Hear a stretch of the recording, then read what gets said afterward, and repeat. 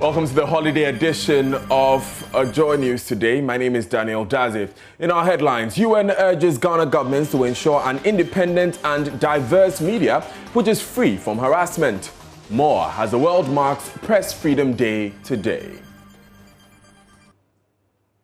About 3,000 traders relocated to the Ahimfie Hotel as work on the Sekondi Takoradi Market Circle redevelopment project kicks off. We're live at the relocation site for the latest with our correspondent. Ghana's illegal rosewood trade depriving the country of millions of economic gains as felling of the endangered species in some district assemblies in the Upper West continues. We tell you, ahead of the Joy Forum, a high-profile dialogue on how to seal the leakages and save rosewood in Ghana. We also have business, sports, and the latest in world news, all in the hour. Welcome. In our first story, government is being urged to ensure an independent and diverse media free from harassment. Secretary General of the United Nations, Antonio Guterres, says in addition to the financial challenges facing media organizations arising from the COVID-19 pandemic, issues of abuse still persist.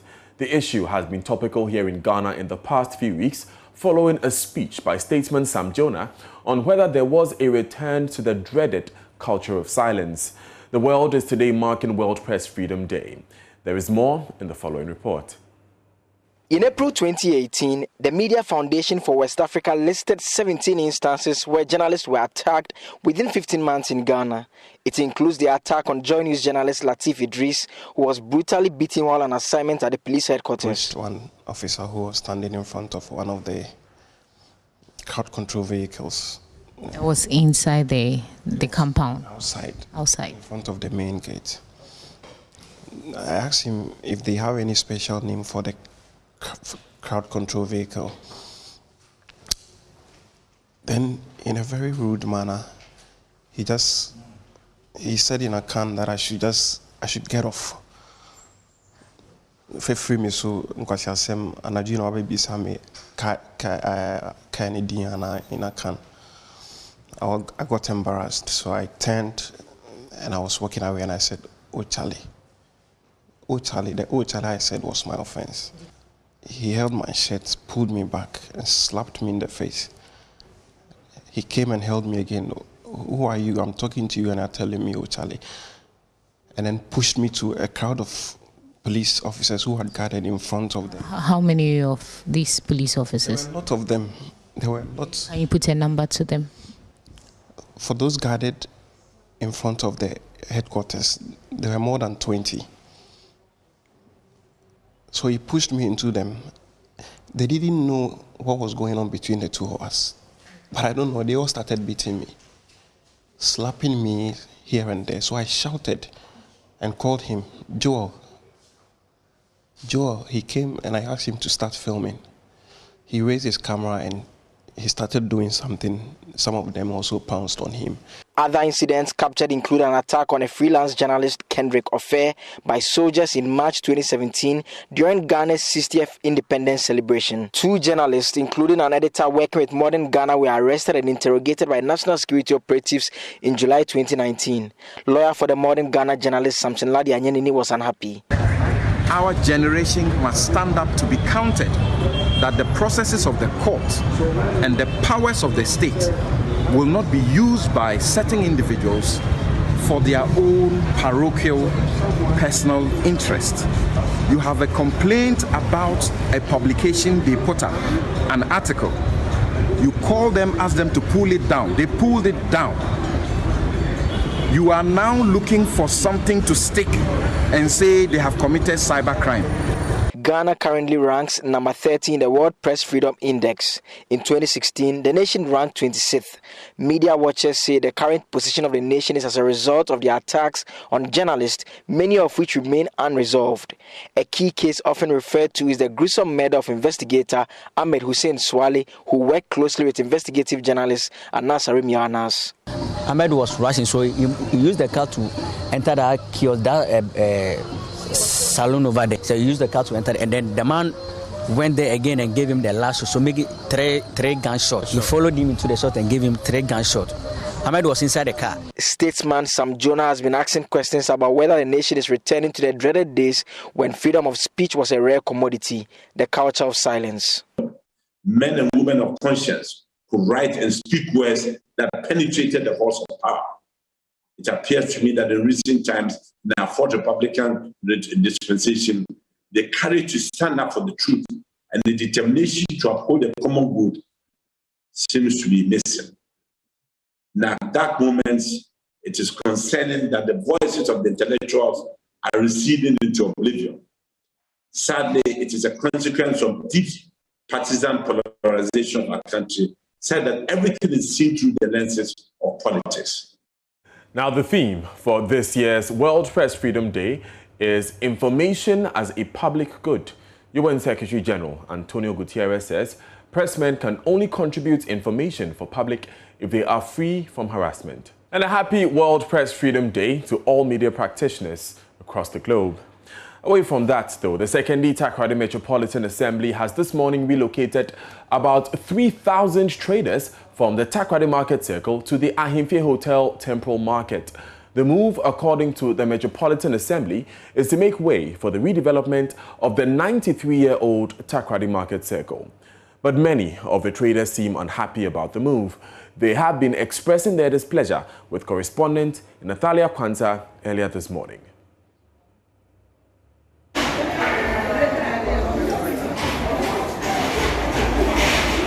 From Aisha, Mawata Pradeha, Matana Pizza Tonadi, Minister Minipata, now I catch on the young solid, Nayamba New Market, Jubilee Park, Wayama, Ahana Yabenu, Young Hudu, BBL Point Shredder, Makati, Wayan Ready Day, Yamba Tonadu Waha, Naya Wamba, Yabinu Hoya Kunafu, Naya Fit Markets Nana, Bayada Yambano, Young Tom what's not fear. Every from my work at the Wayan, every from no, what foot's in a walk, or one or so, I she were Nassia, why for no better yako. Yaya than I say, Yambano of what's you know. Yaya Nipata, or be a while, or what's your turn I do a market that. Now I just start now. And then you will get a chimpire baby to an poet, Yanya baby, not that day, you the employer baby tonade. I was say, why a market never banana, and then just come from Shawbano. Until you slow down, that the never power chop, one bash any more takrada. Not takrada for your some years ransom. Or any demonstration. Yellow brat. But I want to say. Today, a great teacher, yet Hanyana. What a ticket are so many years. Take it one to a coupon or them for what charm. Now one was young, Yaba, one fashion, and I get it one charm of a to the Yenya, and the Yenya, 1 million Digala. Now the Yanya get to see a car. You go. Now then, I have got to weigh in and no watch on one hour. I see a come, I see a milk one sauce of now. Tell me what I am the young, I am a Yenya, I am a Yenya. I see a come. Me a ye 141. Mako ye 242. Me woman number. Me woman number. Did not hurt. Mokuna, my father, Yala, Yajuma. Let's have a tabama. Me about maybe I bet you man, I'm Mofabe. Maybe I am up for the dama. I didn't lie. There were patterns to take my from my brother. I had to my job at Takawa.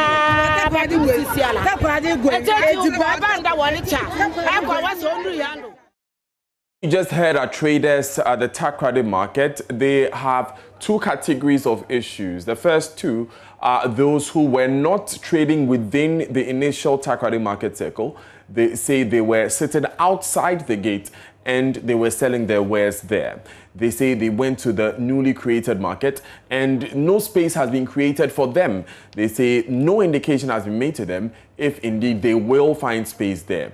They all generally complain of economic challenges which will befall them if they do not get the space to sell their wares. The last two women are those who say they also had sheds within the Takoradi Market Circle. One of them actually mentioned her shed number, which is E141. They say say they have not found their allocations within the newly created market, which was put there for them to trade in temporarily whilst work is being done on the Takoradi market circle. All 4 women are complaining that if they do not find a place to sell their wares and go about their business, they will indeed not be able to feed their families and support themselves.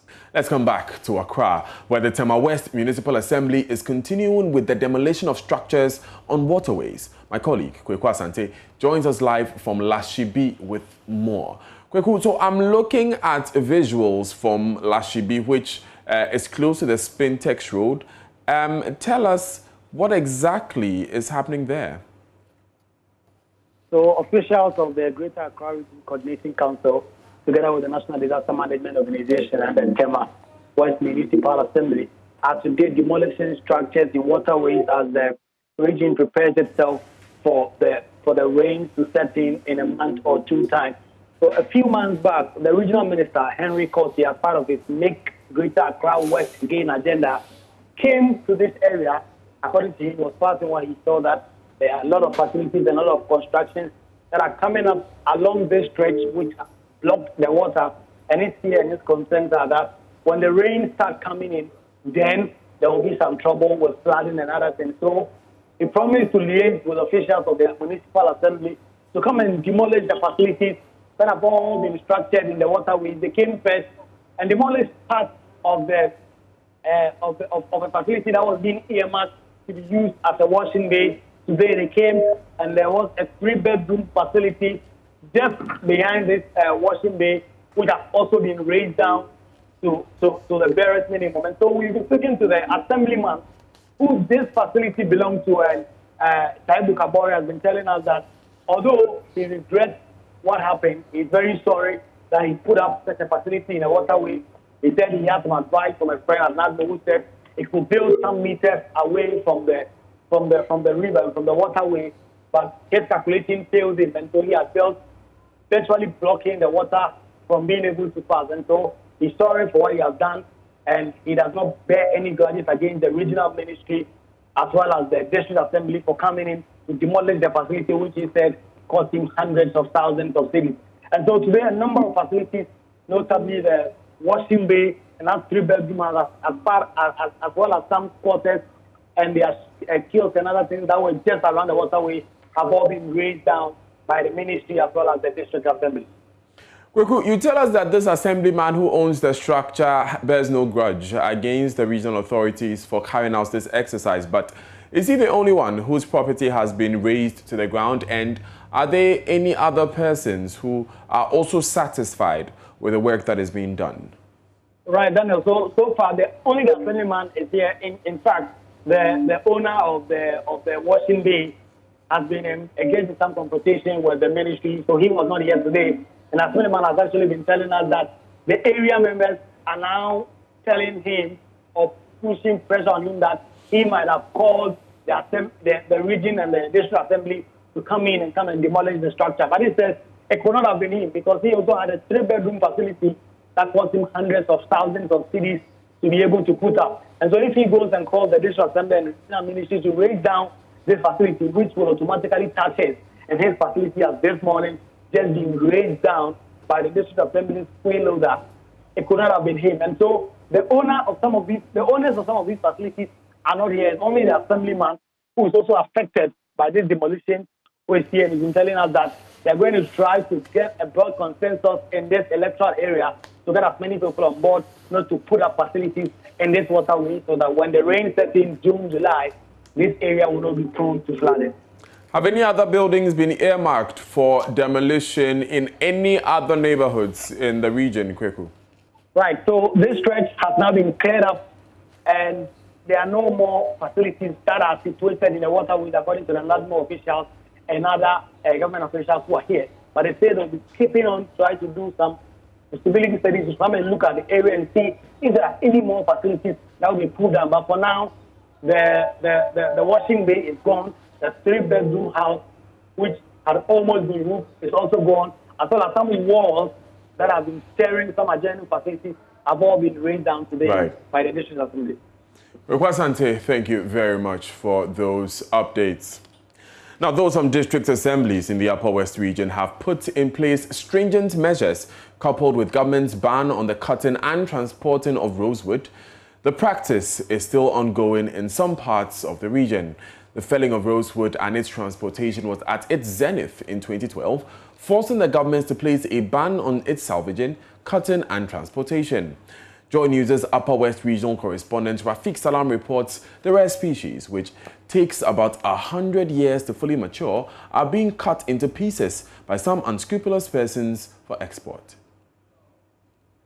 According to the Environmental Investigation Agency report, about 6 million rosewood trees have been cut down in Ghana for illegal export to China since 2012. Despite government's ban and further tightening other loopholes on the illegal trade and felling of the endangered species, the practice still goes on. The personalities fingered in the act are corrupt government officials and local authorities. The illegal felling of rosewood in the Upper West region could best be described as hide and seek. Here, the illegal loggers finds a district or an outlandish community to ply their trade. When their sins are being exposed, they could go on their quiet and move to another community to continue with their nefarious activities. Member of Parliament for the West constituency, Superintendent retired Peter Tubu, whose constituency he claimed the practice is on the rise, is deeply worried to the marrow. I got into the forest, I saw beautiful trees that were cut down, and I just began to see a desert that is moving faster downwards than ever before. And I'm asking, if this is what we are going to leave for future generations, then we should be doing harm to the future than our grandfathers have done for us. The level of detection will tell you the level of spread. But until you see it, you may think that it's at a particular level, but it may be more than that or less than that. My interest is the fact that this is an illegality and it must stop. The West District Assembly in 2018 arrested these rosewoods that were illegal cut in some communities in the district and dumped at the Wuchao police station. West District Chief Executive Edward Labiru Sabo agreed hook, line and sinker with Superintendent Peter Tubu on the illegal practice. However, he said it is difficult to fight it because the people are not ready to devote information to enable the security arrest the perpetrators.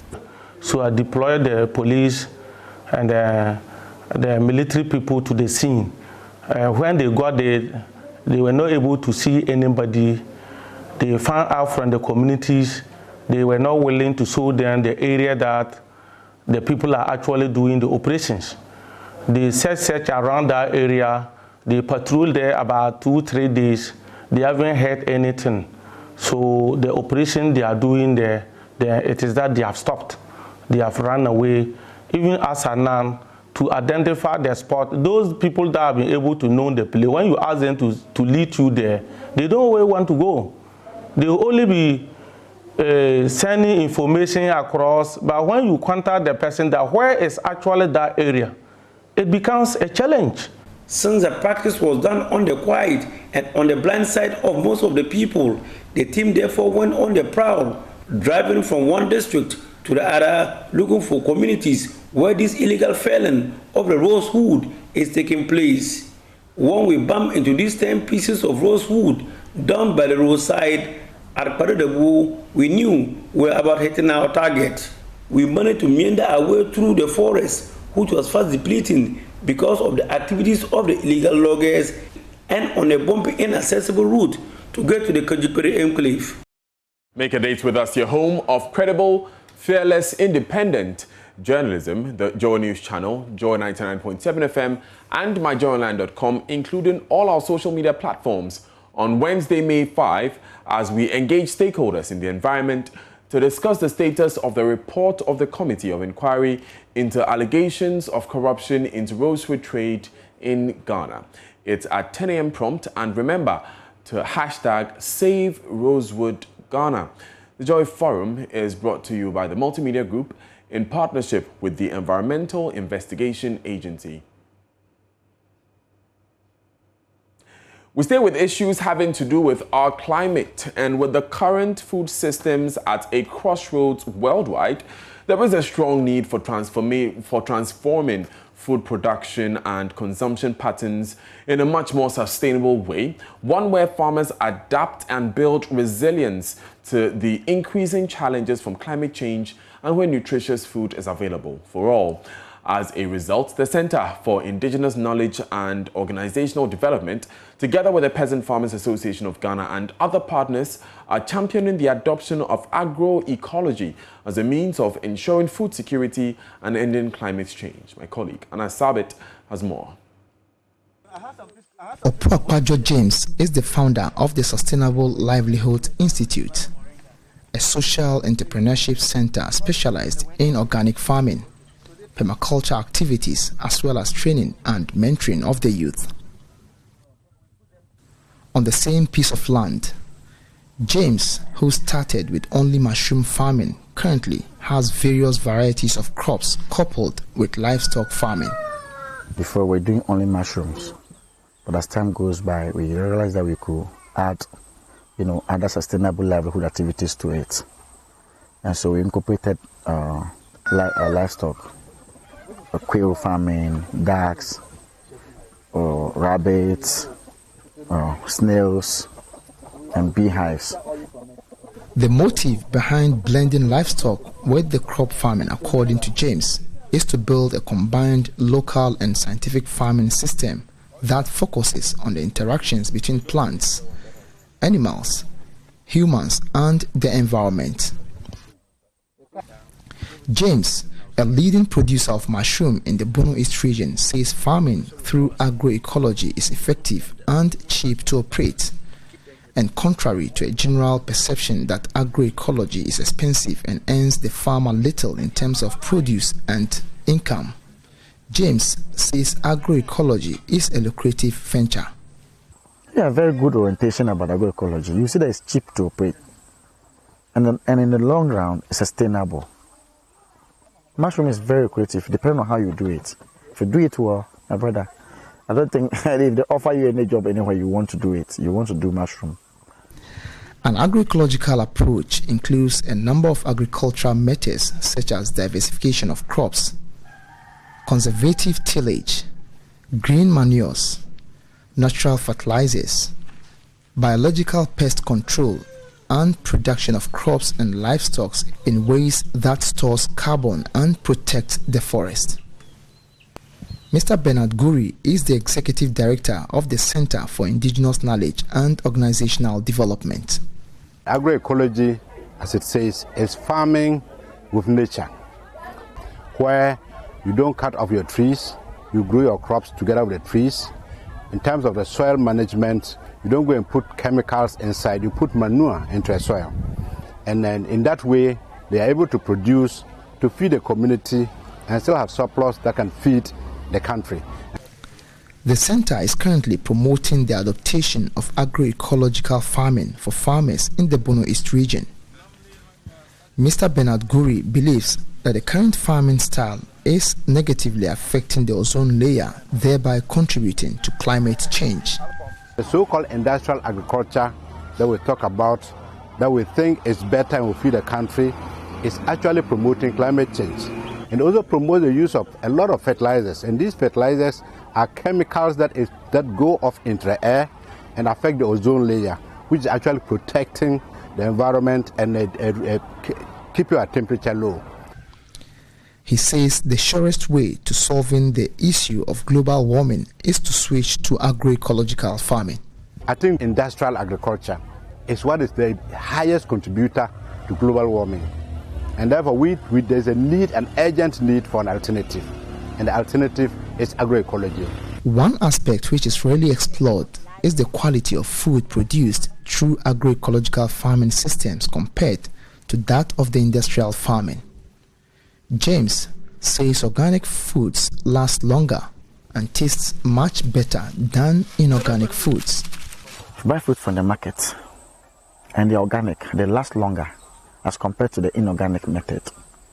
For instance, pawpaw, even our mushrooms, vegetables, we harvest them and keep them for months. And they don't go bad. So in terms of comparison, I don't think we even need to compare. Organic is super as compared to inorganic. And it's cheap as well. From the farms, we visited the Techimam Central Market to ascertain from these vegetable sellers the difference between organic and inorganic farming products in terms of quality and cost. Dorcas Asiedu has been into this trade for the past 25 years. Now, the journey to the 2021 National Science and Maths Quiz begins today, as over 400 schools will in the next 4 weeks battle in regional competitions for a slot at the national stage later in October. Here in the Greater Accra region, West Africa Senior High School will face competition from Tema Senior High School, Kimbo Senior High Technical School, and Presec Osu. West Africa SHS missed out on the NSMQ trophy by just 1 point in 2018. This year's contestants, Samuel Bedi and Michael Gariba, are optimistic of lifting the 2021 trophy.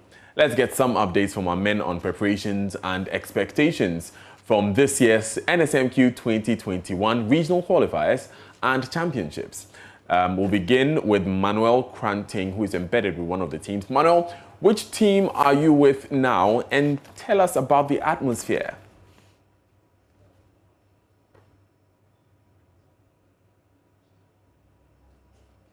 Right, Manuel, if you can hear me, which team are you currently embedded with, and what's the atmosphere like?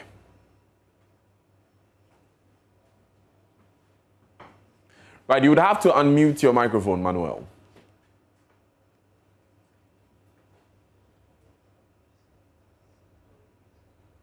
Right, we will soon be speaking to Manuel Kranting, who is with one of these NSMQ regional teams, and we'll be getting an update on the exciting National Science and Maths Quiz live here on Joy News. It's an annual event that captures the attention of the nation. Of course, last year, Presec Legon picked up their historic 6th NSMQ trophy. You're seeing those visuals on your screen currently. So how the system works is that if you are unable to progress beyond a certain stage of the NSMQ national competition, you are relegated to battle for your space on the national stage in the next year through regional qualifiers. We do have some key institutions in the regional qualifiers. Manuel Kranting can report that for us. Manuel, first of all, so tell us, how is the preparation like? Also, Daniel, the preparation in the Upper West region has been really frantic. And of course, you know that most of the schools here are quite deprived. But this hasn't stopped them at all from putting their best into the competition and preparing. Even with the COVID-19 striking and the schools getting closed, we're told that they are school management called them back. I'm talking about the competitors, called them back to continue preparations. And in your shots behind me, you can see some students from the St. Francis Xavier Junior Seminary. They actually are the winners of the very first contest in the Upper West region. This contest featured St. Francis Xavier Junior Seminary, and then also their arch rivals, really, Nandom Senior High School. These are the only 2 boys schools in the Upper West region. And they faced off at the end of the day. As you would see, the boys have been separated from the men. St. Francis Xavier Senior High School came up tops with 50 points. And at a distant second was Nandom Senior High School with 21 points. Of course, there was also Tumu Senior High Technical School, which managed some 18 points at the end of the very first contest of the day. The second contest is currently ongoing. And of course, Senior High Technical is up there. We have Ulo Senior High School and then Jirapa. These schools are competing, but you can feel the euphoria behind me now. These are students from Xavier who are, as it were, jubilating and essentially, singing and chanting to the Xavier tunes. Maybe I can turn my camera for you to have a better view of, what they are doing. And these are the students from St. Francis Xavier Minor Seminary School. Well, so boys, let me.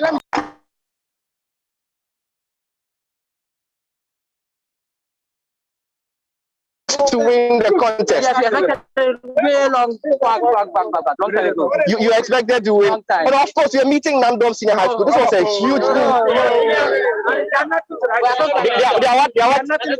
are nothing to write about. Champions of the Upper West. So you are champions of Upper West. So we should expect you in a national competition. Taking the country one by one. We are with Upper West today.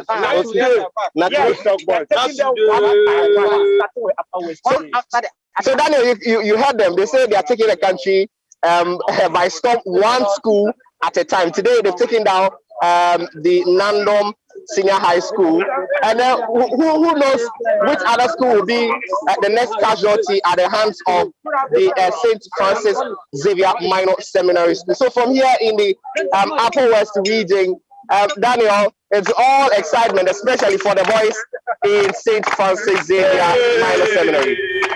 Thank you, Manuel Cranting. It's electric, the atmosphere there in the Upper West region. And all the best to your Accra Academy as well, Manuel Cranting. Hello there, welcome to Business. The Bolgatanga branch of the National Investment Bank says it is committed to demonstrating community service, which is one of its core values, to the people of Bolgatanga in the Upper East region. The branch manager, Isahaku Ibrahim, says the core value demands that the bank and its staff be generous and contribute to the development of the society wherever they find themselves. He was speaking out to the bank, donated some items to support the Bolgatanga Municipal Assembly to embark on a cleanup exercise. Correspondent Albert Sori has more.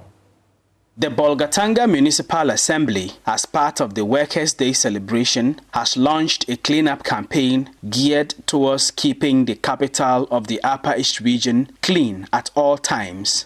Under the campaign, the Bolgatanga Municipal Assembly will lead cleanup exercises at the end of every month for the next foreseeable future. The Assembly therefore appealed to corporate institutions to support the campaign with logistics.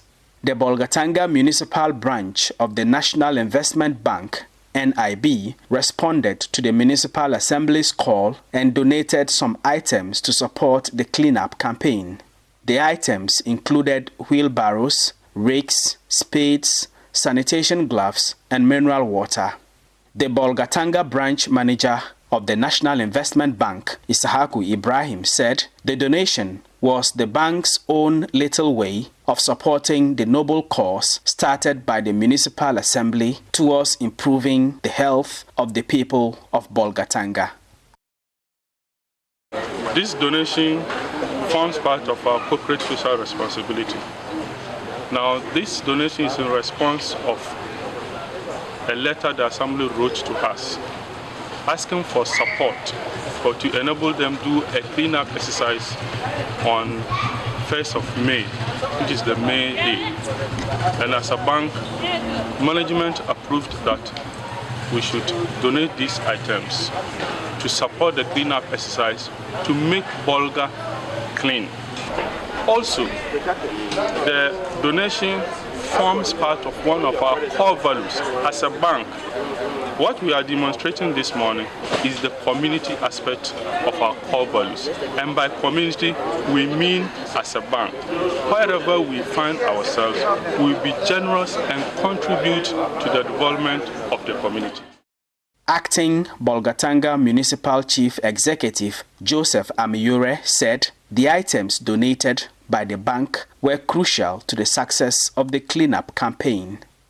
And now we'll make all the efforts with your support to ensure that we get water clean. Cleanliness is an area which ensures that we provide the enabling environment for people to do their work.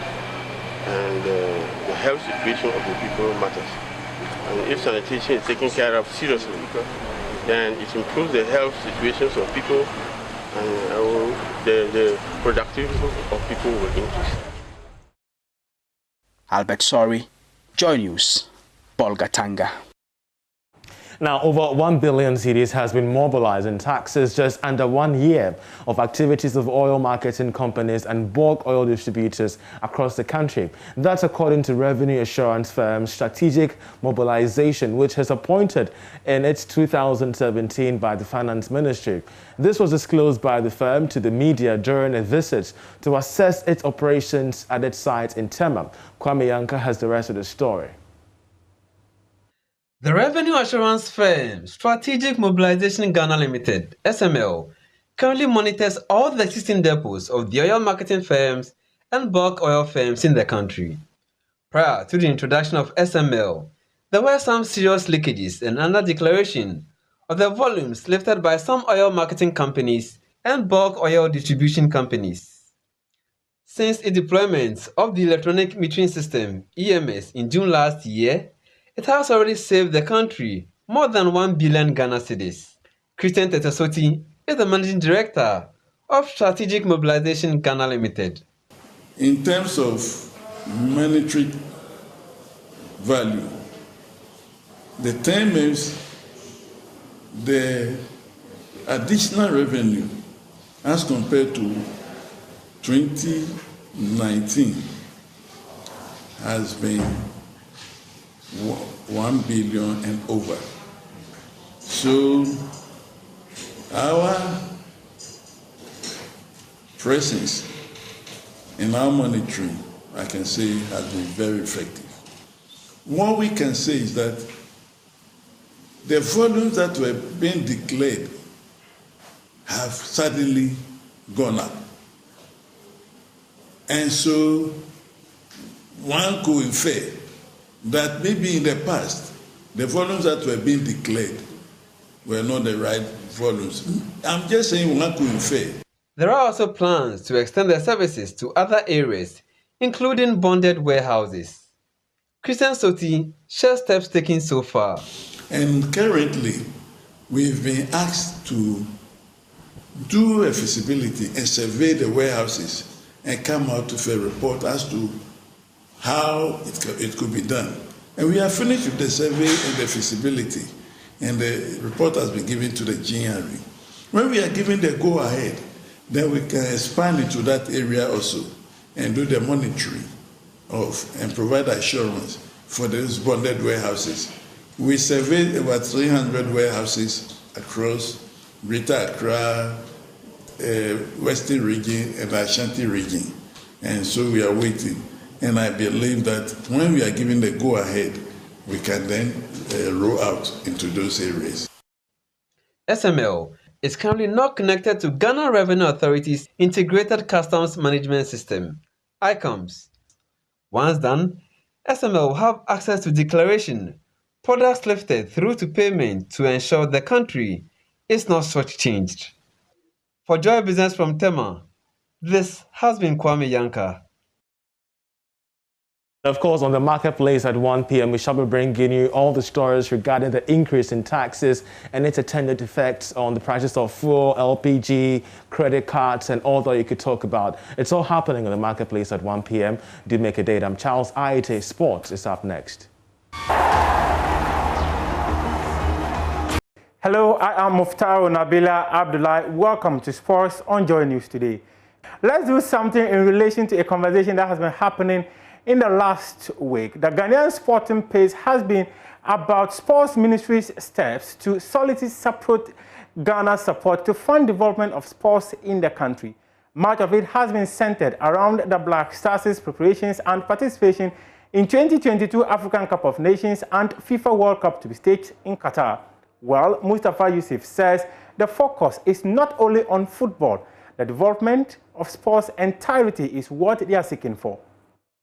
It should not be surprised that His Excellency the President has prioritized this meeting among his busy schedule in the interest of sports, because he's not only the #1 gentleman of the country, but he is the #1 sports enthusiast.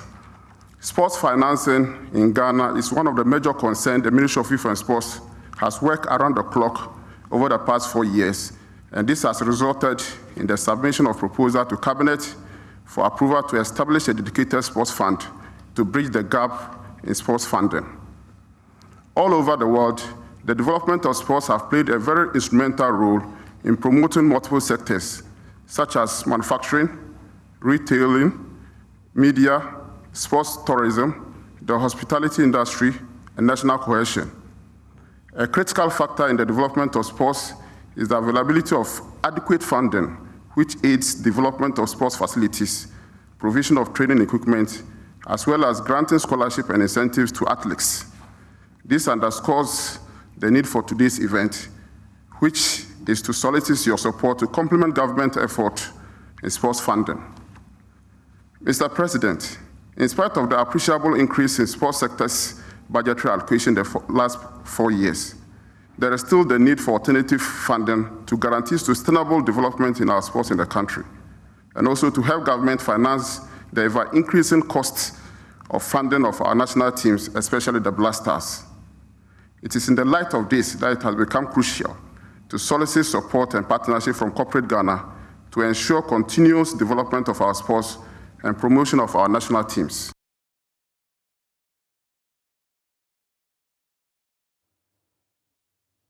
And that is your sport for now. I am Muftau Nabila Abla. There's more sports on myjoyonline.com/sports. As you can see, just right behind me, the headlines are very dominant. Ghana disqualified from 400 by 100 world relays. And you also see Messi scored twice as Barcelona hold on to beat Valencia. Bale his hat-trick.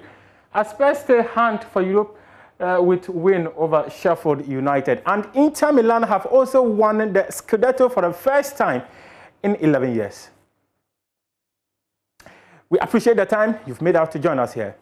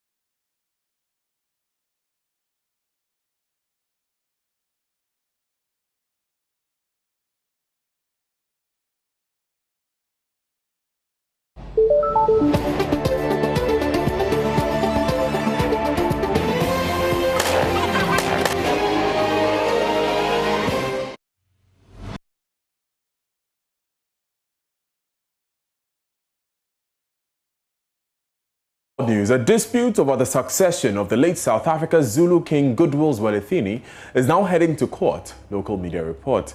The first wife, Queen Sibongile Dlamini, is challenging the execution of the late monarch's will, naming the next king amid claims that his last will may have been forged. The news of legal action comes days after the death of Queen Shiiwe Mantfombi Dlamini Zulu. She had been appointed as regent on 24th March after King Zwelithini died in hospital from diabetes-related complications at the age of 72. But in a legal challenge that opposed Queen Mantfombi's appointment as regent, Queen Sibongile wants the court to recognize her civil marriage to the late king as his only legal binding union. She also demanded 50% control of his estate. Elsewhere, Somalia's northeastern semi-autonomous Puntland regional state has sentenced 5 al-Shabaab militants to death. The 5 convicts were identified as Mohammed Hashim Mumin, also known as Abu Daib, Abdul Qadir Ahmed Umar or Abu Abdallah, Mohammed Ali Akwe or Jerry, and Mohammed Abdullahi Anyanle or Abeile, and Qasim Jailani al-Turab. The chief of the Puntland military court, Colonel Ali Shire, said the 5 were found guilty of carrying out attacks targeting government officials. The convicts have 30 days to appeal against the sentencing. And that's world news. Up next is Showbiz.